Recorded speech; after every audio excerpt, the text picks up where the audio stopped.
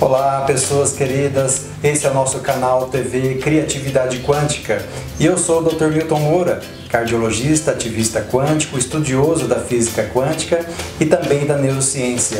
E hoje nós vamos conversar sobre a ciência da transformação e responder a pergunta: por que é tão difícil mudar os nossos hábitos?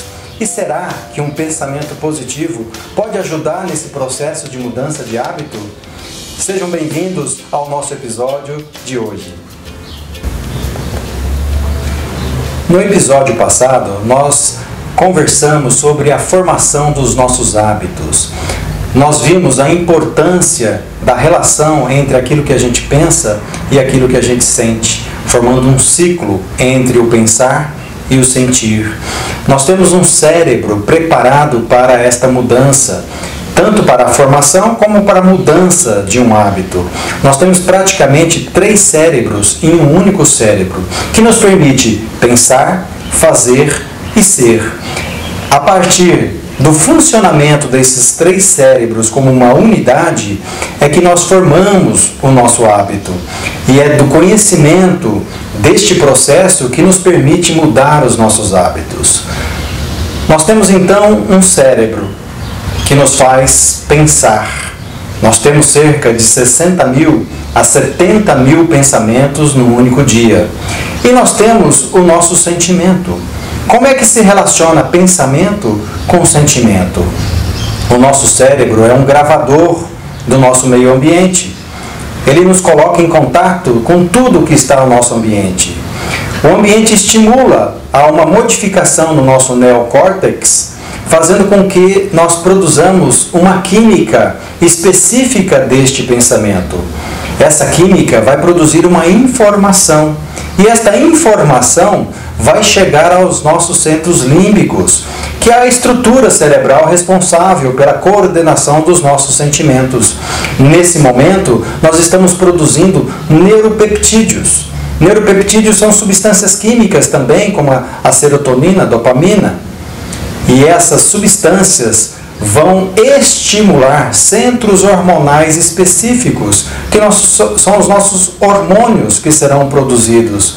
E esses hormônios vão cair na corrente sanguínea, chegando a todas as nossas células, informando aos nossos genes aquilo que eles devem fazer: sintetizar proteínas. Neste momento, nós estamos passando por uma experiência. E o produto final de uma experiência é o sentimento, aqui representado pelo nosso coração. Então, inicialmente, eu sinto aquilo que eu estou pensando. E depois que esta informação percorre todo o nosso ser, todo o nosso corpo, todo o nosso organismo, estas informações retornam ao cérebro e faz com que a gente pense aquilo que nós estamos sentindo. Então, inicialmente, eu sinto o que eu estou pensando e depois eu penso o que eu estou sentindo. Imaginem vocês estas informações repetidas vezes durante um período de tempo. É assim que nós formamos os nossos hábitos. É desta maneira que nós formamos os nossos hábitos. Estas informações vão circular, formando um ciclo entre o pensar e o sentir. E nós vamos estar preparando o nosso corpo, literalmente informando as nossas células os receptores que devem ser produzidos para receber estes ligantes, receber estes hormônios. A união destes ligantes com os receptores da célula, isso é uma conquista da nossa pesquisadora Candace Pert, que cunhou o termo moléculas da emoção. É neste momento da experiência que nós estamos fazendo, que nós estamos tendo um comportamento, é que se produz uma emoção, que se produz um sentimento. E esta emoção e esse sentimento potencializa a nossa memória. Nós criamos uma memória disso, porque neste momento que o ligante une-se com o receptor produzido pela célula, desencadeia uma série de informações dentro da célula que chegam essas informações ao núcleo da célula, ao DNA, fazendo com que genes sejam ligados e desligados, fazendo com que haja produção de proteínas. Então observem vocês que aquilo que a gente pensa, a informação do teor daquilo que a gente pensa, chegam até os nossos genes, produzindo as proteínas que representam a vida, a expressão da vida do nosso corpo, porque o nosso corpo é uma máquina de produzir proteínas. A pele produz elastina, o pâncreas produz insulina, o fígado produz as suas enzimas pancreáticas, o músculo produz actina e miosina. Imagine vocês estas informações durante anos e anos. Se eu ensinei o meu corpo a entender, a produzir os receptores da culpa, por exemplo, se eu alimento culpa durante vários momentos da minha vida, eu estou produzindo a química que representa essa culpa. Eu ensinei o meu corpo a entender e a receber as informações daquilo que é culpa. E eu faço isso durante N vezes, nesse ciclo entre o pensar e o sentir. Durante anos, 10, 15, 20 anos da minha vida. E de repente eu escuto uma informação de que a autoestima é importante. Que você precisa ter um pensamento positivo de autoestima. Por isso que é difícil mudar. Nós produzimos, aquilo faz sentido num determinado momento, a produção da química dessa autoestima, e a gente produz, e a gente determina naquele dia de que nunca mais eu vou sentir culpa, nunca mais eu vou ter culpa por alguém ter me dado um troco equivocado, eu sentir culpa por causa disso, eu vou ter autoestima. Eu produzo a química da autoestima. Naquele momento faz sentido, mas depois de uma hora que essa informação percorreu o meu corpo, uma mensagem sorrateira percorre a nossa coluna, chegando até um centro termostático que nós temos no nosso cérebro, chamado hipotálamo, tendo o seguinte diálogo: escuta, eu preparei o corpo durante 20 anos para receber culpa e agora você está querendo produzir autoestima? Que isso? Que informação é essa? Não, produza mais culpa.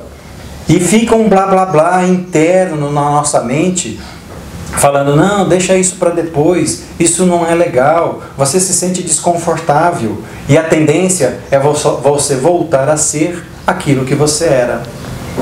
Então, a partir do momento que a gente tem a consciência desse ciclo entre o pensar e o sentir, nós podemos instituir uma terapêutica, que é pensar naquilo que a gente pensa e identificar os gatilhos que fazem com que a gente tenha aquele hábito que nós não queremos mais para a nossa vida.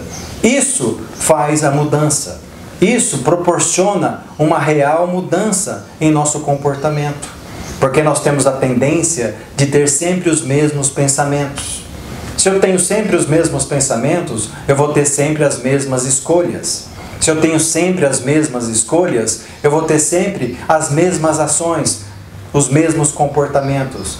Se eu tenho sempre os mesmos comportamentos, eu vou ter as mesmas experiências. E o produto final de uma experiência é o sentimento. E eu vou ter sempre os mesmos sentimentos, realimentando os mesmos pensamentos e criando esse ciclo entre o pensar e o sentir, que constitui a nossa personalidade. Por isso que nós afirmamos que a nossa personalidade cria a nossa realidade pessoal. Quer mudar? Você tem que começar a identificar os seus pensamentos, a fazer novos pensamentos, para que você tenha novas escolhas, novas experiências para novos sentimentos, para drenar e estimular novos pensamentos, criar uma química que circula diferente, recondicionar o seu corpo a obedecer aos comandos de um novo estado mental. É assim que realmente a gente proporciona a nossa mudança. E é por isso que é difícil mudar. Não é apenas um único pensamento positivo que vai fazer com que a gente modifique uma química de anos e anos circulando pelo nosso corpo. Então que nós possamos realmente identificar esse ciclo e proporcionar uma mudança real. Hoje, nós estamos encerrando esse ciclo sobre o processo de mudança. E nós não mudamos realmente porque nós temos dentro do nosso ser um estado de estresse. O estado que mais a gente tem identificado no consultório é o fato das pessoas relatarem que estão sob estresse. E a mente, quando está no estado mental de estresse, não tem tempo para se preocupar com o seu crescimento pessoal, para se envolver com o seu mundo interno. Para isso, nós precisamos criar o nosso tempo, criar um estado mental da criatividade.